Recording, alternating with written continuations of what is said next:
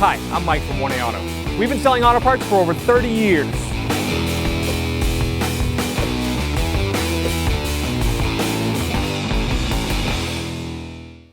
Hi everyone, Sue here from 1A Auto, and today we have a 2011 Ford Fiesta in the shop, and I'm going to show you how to remove the external key lock. So if you need any parts for your car, click on the link below and head on over to 1aauto.com. So we're going to start with right here. There's a little black boot. Take this boot off.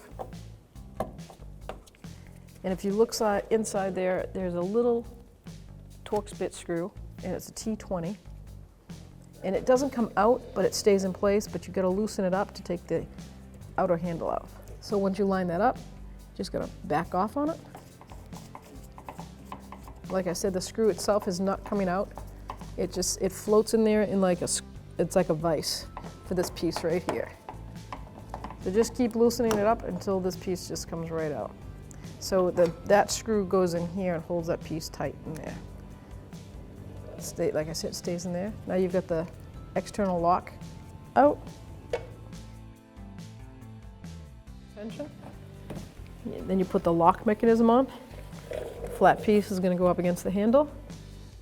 Slide that right in till it's flush.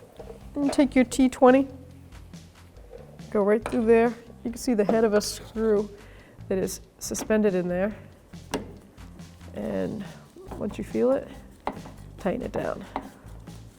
When it stops, it's done. Don't forget to put your little boot on, keep the weather out. Thanks for watching. Visit us at 1aauto.com for quality auto parts, fast and free shipping, and the best customer service in the industry.